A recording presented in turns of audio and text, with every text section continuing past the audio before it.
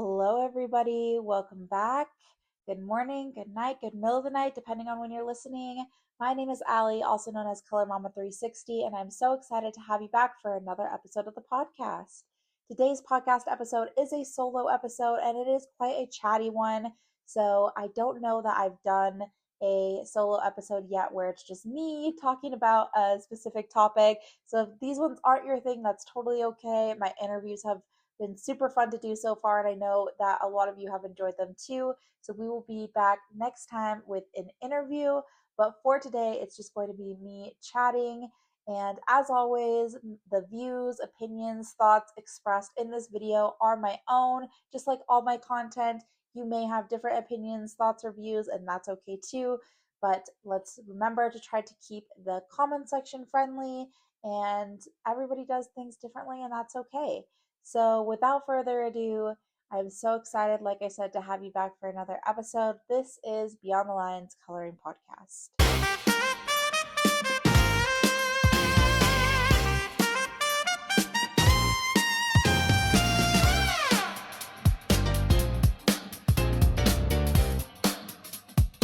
All right, guys, we are going to jump into some coloring news. I have quite a bit of things that I wanted to go over today for coloring news. So let's start with some of our reoccurring things happening in the coloring community. If you haven't heard so far, the light v dark theme for August is dogs versus cats. Again, that is a hashtag that is hosted monthly by Hollyberry Colors and Picky Pens. I am excited for that one, and I'm sure you've already heard about it, so we won't go into more depth there. But if you haven't heard about it and need more information, visit one of their channels. And then another reoccurring hashtag is the Lululemon Scavenger Hunt by Jess over at Coloring Bumblebee. And the prompts for August are octopus, dress, dolphin, and bike. There's also another hashtag happening. Now, this one is not recurring monthly, but this one is hashtag August Big Top 2026, and it's a circus themed. So I thought that sounded really fun, and that is hosted by, I'm hoping I don't butcher her name, but Tavorna, Tavorna. I will make sure to tag all of these people down in the comments. Another option, if you're looking for a more cozy option for a hashtag or coloring challenge type of feel, is hosted by Sugar Plum Coloring. They host a Cozy Color Sunday with a different prompt for every week.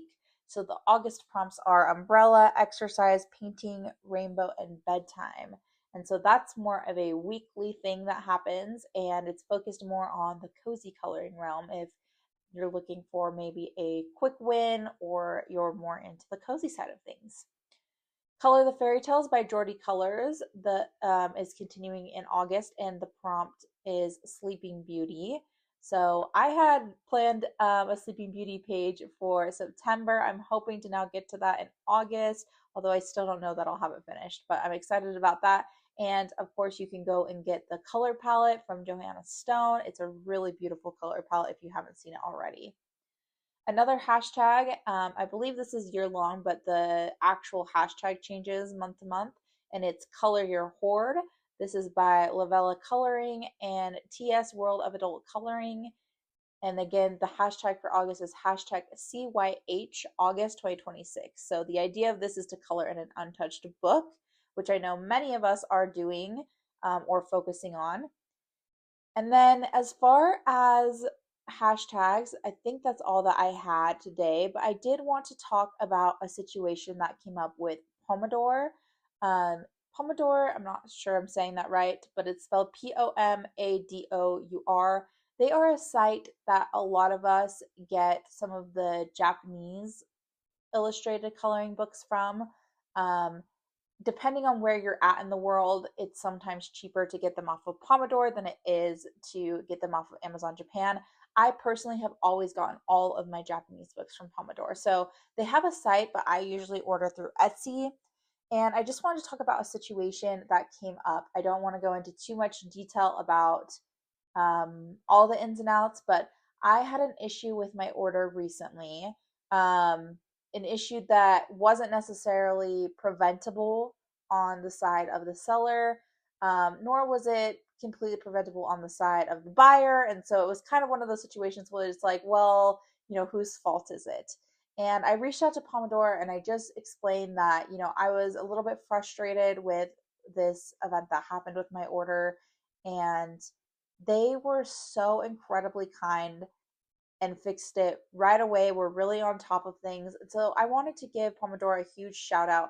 I know that the actual person behind Pomodoro is not called that. They have a different name, but for the sake of just everybody knowing what I'm talking about, I wanted to give a huge shout out to that shop and the people behind that shop and just say that they made it right. Not only did they give me a refund for the issue on the book that I was having, but they also refunded the shipping costs for that book, which I thought was incredibly kind. And yeah, I really want to encourage people to continue using them as a resource, especially for those harder to get books that are by Japanese illustrators, or maybe you want different paper. I order all my Erie books, even though some of them are available easier in the US. I want that I want the original Japanese editions with that paper. And so I've ordered all my Erie books from Pomodoro. I've ordered some other books from Pomodoro as well. I've never ever ever ever had any issues until this order, and it was made right so quickly. I really cannot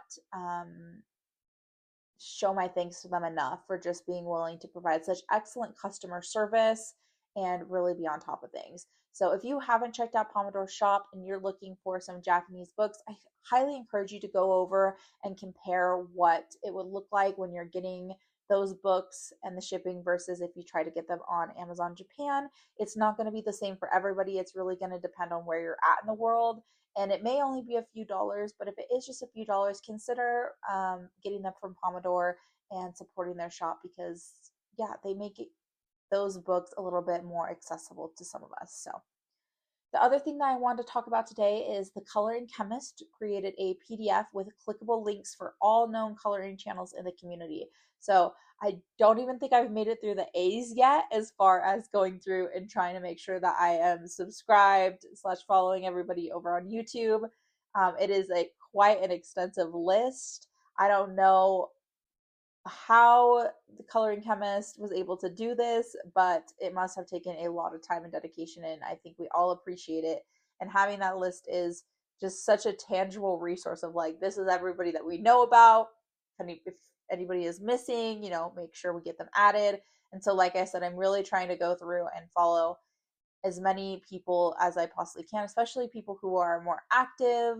Um, I know that there's some people that maybe don't post on their channels anymore and they still have some really great content. So I'm trying to prioritize those that are actively putting out content and then going back and subscribing to some of those that may not put out new content anymore because I know that they'll still have great things on their channels as far as tutorials or things that have happened that will be useful to me as a colorist. So if you haven't checked out the Coloring Chemist channel, make sure to go do so that you can see all the great things that are being created over there, but also get access to that PDF with the clickable links so that you can find some new colorists in the community. All right, guys. Well, we're going to jump into today's topic. And like I said, it is a chatty one. I'm just going to kind of talk you through some thoughts that I've had on works in progress. And I just want to reiterate these are my own thoughts and opinions. Does not mean that you have to have the same ones. In fact, I guarantee some of you won't. But I did want to just kind of share my own experience and talk about why I am no longer tracking my WIPS. And I think that this really comes down to a question. How often do you sit down to color based on a plan, whether that's a buddy color or a hashtag or something that you put in your plans video versus sitting down and asking yourself, what do I actually feel like coloring today? And the answer for me was somewhere in the middle. I don't think that I always necessarily force myself to color anything. I actually think I'm pretty good at that. But when it came to choosing pages for my entire collection feels very overwhelming. And I really, really like to have plans. I have a personality type where I just love structure and planning things. and expectations, and planning things in itself is kind of part of a whole separate hobby for me. And one of my favorite things to do every month is to sit down and look through my books and think to myself, what might I want to color next month? And along with that, some of my favorite videos to make are the plans videos. And my favorite videos to watch are other people's plans videos. So it's not necessarily about the planning itself, it's just about feeling like it's so strict that I can't just go off and create another WIP or do something outside of my plans. And so you're probably thinking, okay, how does this relate back to why I stopped tracking my WIPs? Well, because I felt like I had to stay within my plans. And so, maybe there was a new book that I got and I really wanted to color in it, but I was like, well, I'm not going to have time to finish this page and all the other plans I have for the month. Therefore, I'm not going to color in that book. And so, am I actually really coloring what I feel like coloring in that moment? For me, I feel like the answer is no. And so I decided to stop tracking my WIP so that I felt a little bit more freedom to go and start something and not finish it. It's okay to maybe start on a page and not end up finishing it. And a lot of times I do actually either come back to it right away or finish it the next month. But I was able to sit down and color what I wanted to color in that moment, if that makes sense. So I think this pressure of needing to finish a page is maybe what was contributing a little bit to, feeling like I couldn't color what I wanted to color. Um, which is so funny because when you're looking at things from a more zoomed out perspective, there's no WIP police. No one is coming into the comment section keeping track of what I did or didn't complete from my plans video every month. Nor is anybody asking if I'm going to get back to a WIP that I said I would. None of these things have ever happened to me, and I don't do them to other people, and so I don't imagine that a lot of these things are happening in general. Again, there's no WIP police, there's nobody that's going to come and follow up and be like, I noticed that you started that page in Fairy Tales and Folklore last month, but you didn't finish it.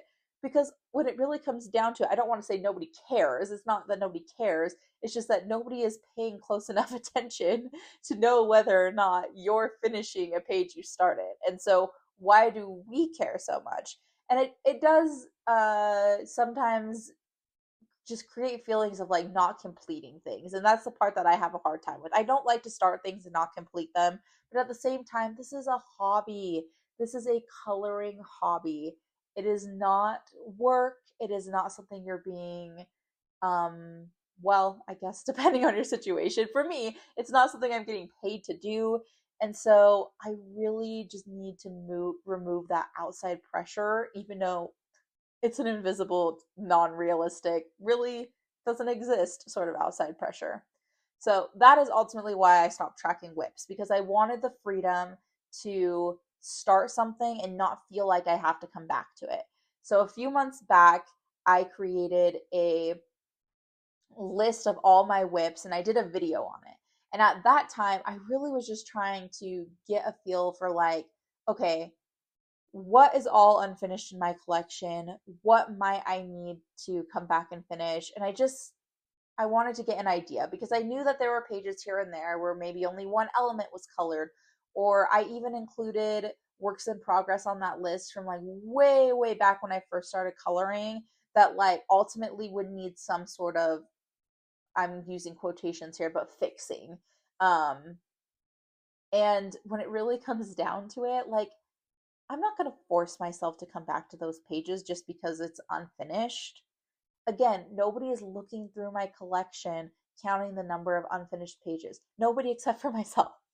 So, yeah, I don't know. I just thought back to the beginning of kind of when I started the channel, and not necessarily when I got into coloring because I'd been coloring for a while before starting the channel, but I kind of thought of this when I was creating my reflections video where I looked back on the past year And I thought, well, I didn't start out with tracking works in progress. I didn't have a list of all the works in progress that I was completing. I didn't have this like, oh, I created a work in progress. Now I have to add it to this list because I didn't get it done. I didn't have any sort of system like that. Somewhere along the way, I created that for myself. I don't know why. Again, I think the intent behind that was just to kind of get an idea of like how many I had. But what it really created was it didn't really tell me anything that I didn't already know. It just created this invisible pressure that I put on myself to feel like I can't start a page without finishing it, even if I might just really feel like coloring in a book. If I'm not going to get that page done, I felt like I couldn't start that page. So I stopped keeping track, and I've had a couple of different videos or things. I think one of them is not out yet, but I've had just a couple different things come up where I might go color one element on a page, or I might color one page for a certain amount of time. And that's creating a new work in progress every time that I do that, because a lot of times they're new pages. But oh well, one example I can think of is from my Spend the Morning with Me Ella Yarzenbeck, where I wanted to color in each book. And a lot of those books did have works in progress already, which was great. I just worked on those, but I'm thinking specifically of the dinosaur book, where I started a page in there and I did the background in that video. I have not come back to that page. It's kind of on my radar still. It's still in the back of my mind. I know that it's in there, but I don't feel this pressure because I didn't write it down on a list or anything like that. So I did spend a lot of time going through my collection and compiling that list, but I don't use it anymore. I haven't added to it. I have no idea the number of works in progress in my collection. And I, to be honest, don't care how many are in my collection. What I care about is coloring in the books that I've spent money on and coloring intuitively. So, what I mean by that is sitting down and asking myself, what do I feel like coloring today? Not thinking about what's in my plans or not thinking about what I might need to get done, but just really focusing on what do I feel like coloring today. And a couple other things that come in with this are buddy colors, groups, collaborations, all of those types of things. And it doesn't mean that I'm not even going to do those things anymore. But what I've found, because I really want to focus on that intuitive coloring and not, tracking pages that don't get completed and things like that, is I have to be a little selfish with buddy colors. And sometimes that might mean that people don't want to buddy with me, which I totally 100% understand. I'm not offended by it or anything like that, but it's for myself. And what I mean by I have to be a little selfish is usually if somebody does reach out for a buddy color, I ask them if they're willing to choose from what I already have planned. And I really hope that anybody listening who's ever buddied with me, if you've ever felt like you don't like anything that I have planned, I feel like I really want you to be comfortable enough to say like, I'm not filling any of these pages, but I'll check back with you next month and we can go from there.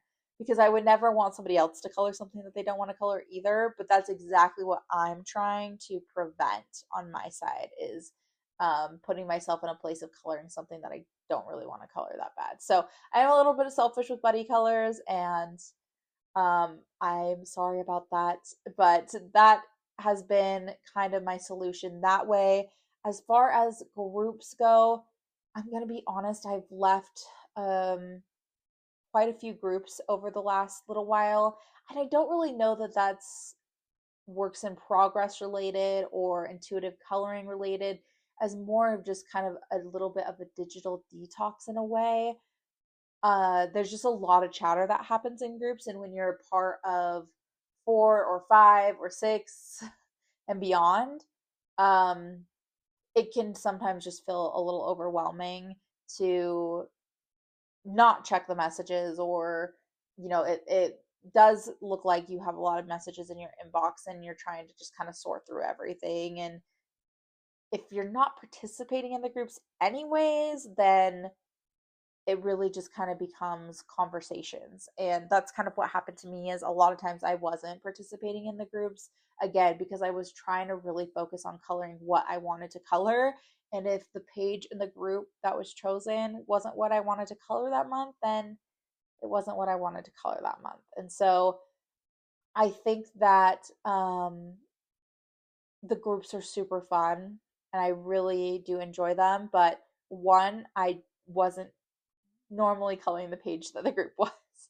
Two, I'm not super chatty, to be honest. I'm a little bit more of um, an introvert, and I will read a lot of the messages that come through, but I don't always participate. And three, I didn't want to force myself to feel like I had to color something just because I was in the group, which I know, again, there's no police, there's nobody making me, but it's just kind of that self pressure that was happening. And then as far as collaborations, I don't sign up for collaborations I don't want to take a part of. So there are some where you're allocated a page like randomly. Those I think can be a little bit harder because you might end up with a page that you don't want to color. And so that's just a risk that I have to weigh if I'm willing to take that risk or not. Trying to think of what else I wanted to talk about today as far as this, but that is kind of everything in a nutshell. So let's talk about how I'm getting back on track, because I don't want to leave this episode with it feeling like I'm not tracking my works in progress anymore. I'm only coloring what I want to color. I'm not doing plans. I don't want it to feel like any of that, because that is not true. First and foremost, I absolutely love, like I said, doing plans videos. I love having plans in general. I love making the videos.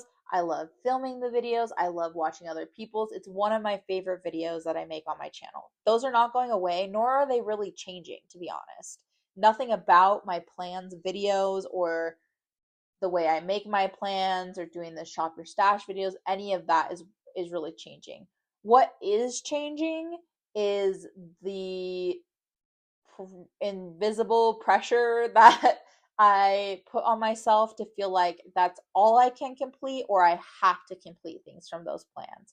I'm just looking at those plans as more of a guideline than anything, because like I said, trying to look through my entire collection every single time I want to color a page, that feels overwhelming. And so I want to just kind of use my plans to narrow things down into more of a smaller pool of books to pick from.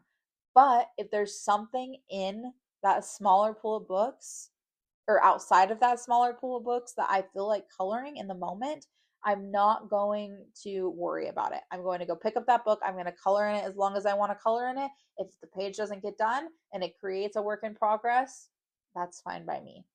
So I'm going to continue doing my plans. Nothing there is changing. I'm going to just try to take off some of those invisible pressures that I put on myself. I actually did notice that most of the time I do complete a lot of pages from my plans because I want to, and I need to just focus on not feeling like I can't pick up a book that wasn't in my plans. So I've really tried to keep track of, like, how am I feeling? Do I feel like I'm forcing myself to color this? And a lot of the times I actually do want to color the pages that are in my plans. So another thing I'm going to be focusing on more is intuitive coloring, which I've been talking about a little bit. And that means just kind of going with the flow of how I feel about coloring that day. So if there's a book that I'm just really, really wanting to color in, then I'm just going to color in that book. If I'm really feeling like starting a page, or maybe I just feel like basing a page, I'm going to go and just base a page. It doesn't mean I have to come in and finish it that month.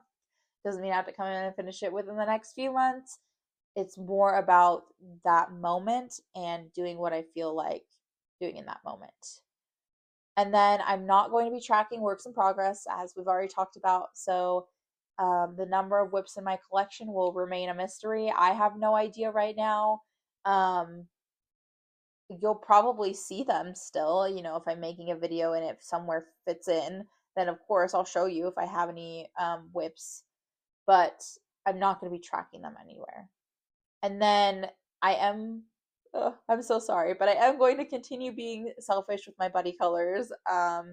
And I just want everyone who buddies with me to know that you 100% reserve the right to be like, Allie, I don't feel like doing any of these pages this month. Let me check back in with you next month. Um, if, I'm giving you options that you just don't feel like coloring, because I don't want to force anybody else to color pages that they don't want to color. So, um, you can expect to see some fun things in the future about kind of works in progress / intuitive coloring, probably leaning more into the intuitive coloring side. So I really want to do a spend the morning with me of intuitive coloring so you can actually see what this looks like for me. Because I think talking about it and seeing it are going to be two different things. And then, of course, I'm always still open to buddy colors, and just know that I'm a little bit selfish when it comes to them. And like we already talked about, you totally reserve the right to change your mind. And then I still want to focus sometimes on finishing works in progress. I'm just not strictly tracking them. So there are times when I can think of a couple in my head right now that I really do want to get back to. I've added some into my plans for August. Like I said, I can think of some that I'm really wanting to get back to. And so I will also have I will still focus on finishing ones. I'm just not tracking them. I'm just not writing them down anywhere. And if I don't feel like finishing one, then I just won't finish it. But I will be doing sort of a challenge or initiative, however you want to look at it, for the fall season that is going to focus on finishing works in progress, which I think will be great because for those of us that are seasonal colorists, if you start a fall page, I feel like the second winter hits, you're done coloring um, fall pages. And so for me, I definitely know that there's probably some more seasonal WIPs in my collection, which will be good to get back to. And I think this challenge will help me focus on kind of reining those in and finishing up some of those pages, which again are all gonna be pages I want to finish, not pages I feel like I have to finish. So, all right, everybody. Well, I hope that you enjoyed kind of talking through this with me. This is just kind of, like I said, a chatty episode to talk about this topic. I'd love to hear down in the comments, what are your thoughts on works in progress? Do you have them? Do you track them? What's kind of your thoughts around intuitive coloring and coloring what you want to color? So let me know down in the comments what your thoughts are on tracking WIPs and intuitive coloring.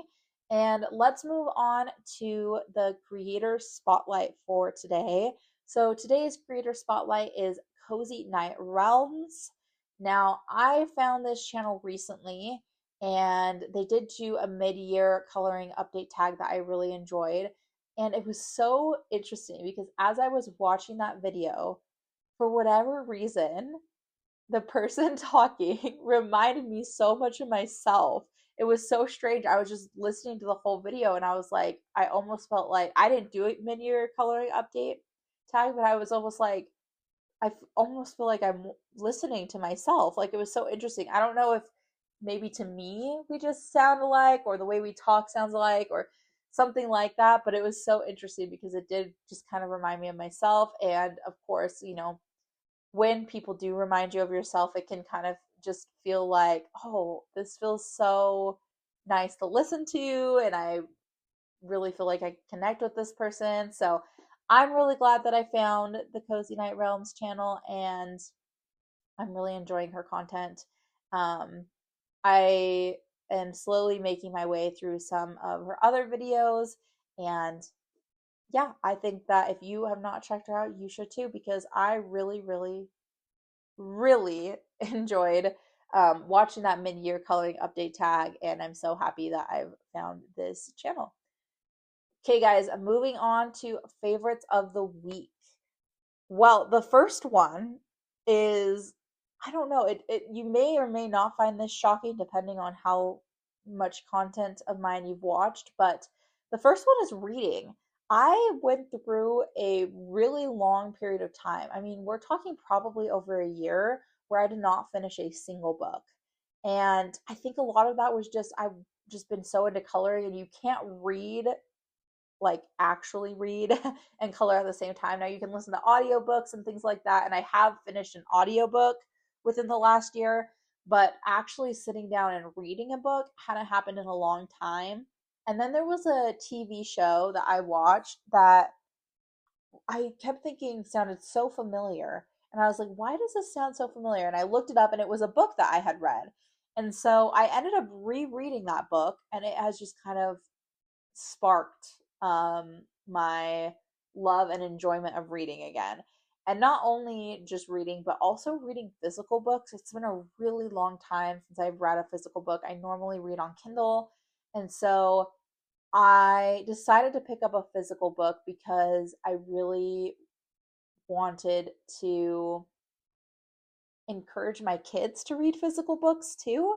And it's different when you see your parent looking at a phone or an iPad or whatever you might read books on versus holding a tangible physical book. And so, yeah, I almost finished my first physical book. And I mean, as far as physical books go, it's probably been, I mean, years since I've read a physical book. So, yeah, and then my first book in general that I finished within at least a year.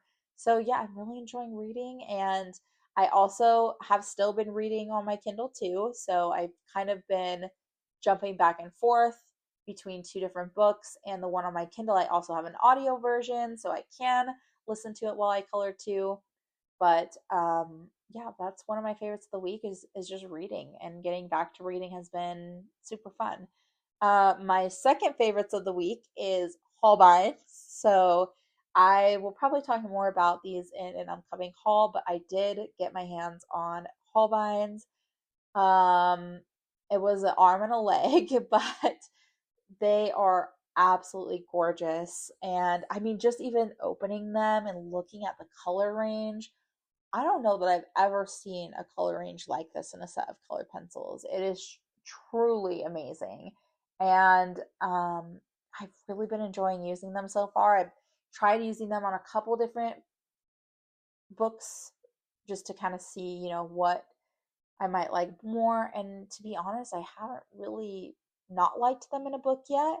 So I'm excited to keep using them because I still feel like we're in that beginning stage of just kind of learning how they work and how they're different from other colored pencils, but I'm really enjoying them, and they're absolutely beautiful physically. So I'm really really enjoying the Holbein so far.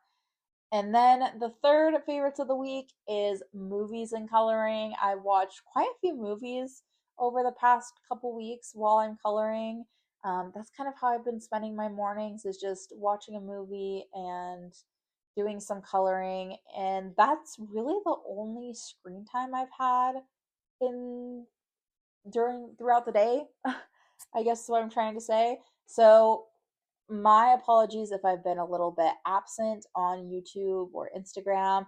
I am just kind of taking a little bit of a step back from that side of things, not as far as like making videos or anything, but um, interaction outside of the channel. And so, yeah, I'm thinking that I'll probably pick that back up again. We have a bunch of completed pages videos coming out because it is the start of the new month, and so I have lots to catch up on, but something I've just been really enjoying this week is just turning on a movie. It's another thing that I don't feel like I have done as often. And so, yeah, I'm really enjoying movies and coloring and my designated morning time. All right, guys. Well, I have talked a lot in this episode. These ones are definitely a lot more talking, I feel like. But I hope that you enjoyed talking about this topic with me. And again, don't forget to let me know down in the comments what your thoughts are on works in progress. There we go. And I will see you guys next time. Happy coloring, everybody. Bye.